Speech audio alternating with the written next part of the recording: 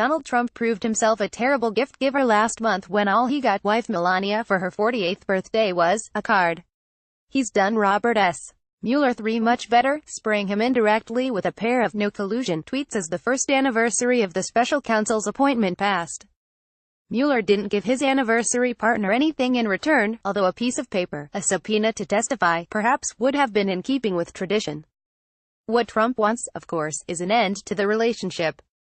Instead, Mueller seems more committed than ever to preserving the relationship as he continues excavating into Russian monkeying with the 2016 election. Without leaks or fanfare, he's gone deeper and wider, rolling up guilty pleas among intimates and hangers-on in President Trump's orbit, getting people to flip, and sending his first perp to jail. This week, for example, he persuaded the former son-in-law of the multiply indicted Paul Manafort to cut a plea deal and cooperate in the investigation. Story continued below. Contrary to the president's repeated assertions of a witch hunt, the validity of the investigation has gotten more solid with every passing month, writes my former boss, Garrett M. Graff, this week in Wired. As Graff points out, you can credit Mueller's probe for wrecking KT McFarlane's nomination to the Singapore ambassadorship, zapping Sam Clovis' appointment to the Department of Agriculture, and diluting Jared Kushner's security clearance. Presidential fixer Michael Cohen owes his suppurating wound, you know, the one he carries around the streets of Manhattan as he walks from cigar bar to Mueller's team, which uncovered that he accepted more than $1 million from an American company connected to Russian oligarch Viktor Vekselberg. It will take some creative explaining, or a tidy lie, for Cohen to explain all the strange money flowing into his account.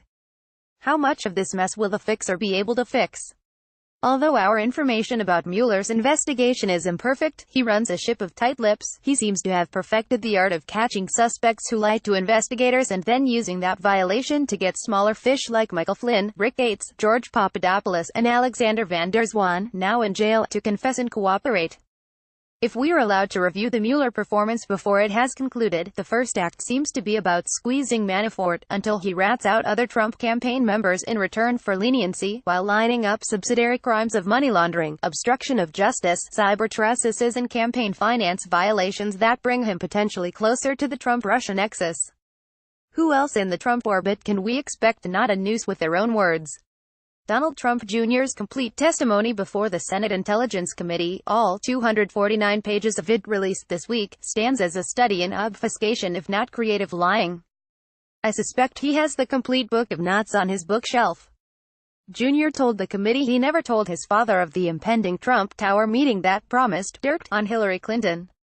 But then why did his father promise very informative and very interesting information on Clinton at a campaign rally in June 2016 after Jr. learned of the dirt offer but before the meeting took place?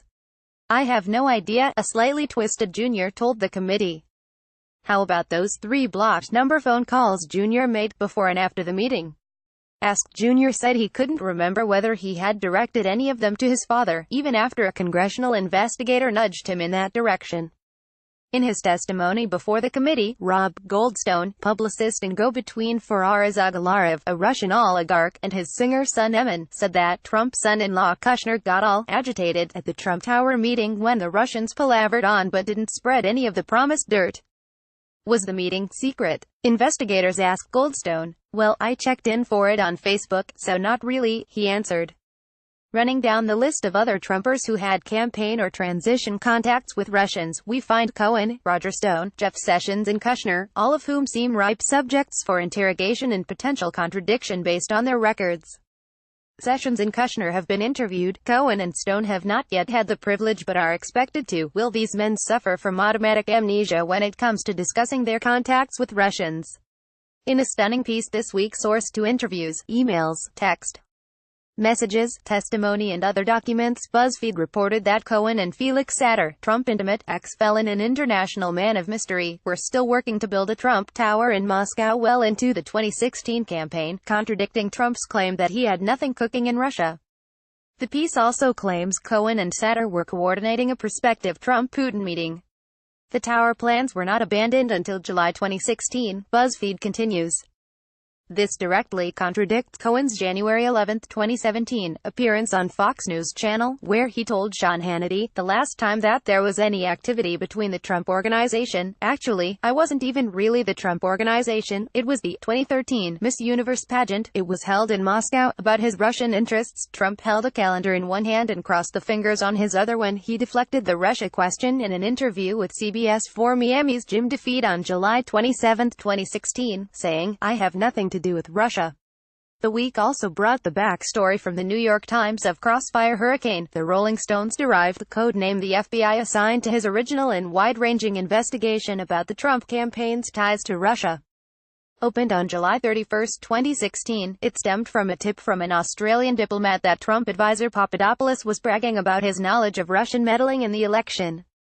The story portrays the FBI as hyper-aware of the political sensitivity of the investigation, which, if made public, could tip the presidential election. Agents considered, then rejected, interviewing key Trump associates, which might have sped up the investigation but risked revealing the existence of the case, The Times reported. The FBI so concealed the investigation from Congress and the press that when The Times attempted to measure its scope for a story on October 31, 2016, the government downplayed the probe, leading to the now controversial headline, "Investigating Donald Trump, FBI sees no clear link to Russia, participating in the fantastical-sounding operation along with the FBI." Fleeting Trump attorney Joseph DiGenova said Thursday night on Fox News, "Where senior members of the Department of Justice, former CIA Director John Brennan, former Director of National Intelligence James Clapper, and former FBI Director James Comey." The DiGenova accusation, which host Tucker Carlson swallowed, has yet to be seconded by Trump. But he's on the same page. On the morning of DiGenova's appearance, the president tweeted that President Barack Obama's FBI had embedded an informant inside Trump's 2016 campaign, sourcing an article in National Review, which in turn cited a piece by Wall Street Journal columnist Kimberly A. Strassel. DiGenova left his phaser set at giggle with his final words, saying, "Criminal referrals have already been made," and advising Brennan to get a good criminal attorney. "If true, we're going to need a bigger jail." U.S. officials denied to CNN that an FBI informant was ever placed in the Trump campaign. The former U.S. attorney made former New York City Mayor Rudy Giuliani look like a paragon of reason as he blitzed his way through the media secondary in an attempt to score for his president. Appearing on CNN, Giuliani made grand claims there were two embedded people in the Trump campaign. But he had no proof. "That's what we were told," he said. But Giuliani wrote back, saying that the embedded people cleared the president. The crazy thing about the DiGenova-Giuliani reality duel is that the guy who isn't Trump's attorney is claiming to know more about the case than the guy who is. According to tradition, the second anniversary is supposed to be celebrated with cotton. He's predicting that you buy some to stuff your ears before that date arrives. Asterisk, asterisk, asterisk, asterisk, asterisk, asterisk. Send lies to Schaefer. Politico@gmail.com and receive your own criminal indictment from my email alerts. My Twitter feed flipped long ago. My RSS feed stands with Manafort. Until he flips. Jack Schaefer is Politico's senior media writer.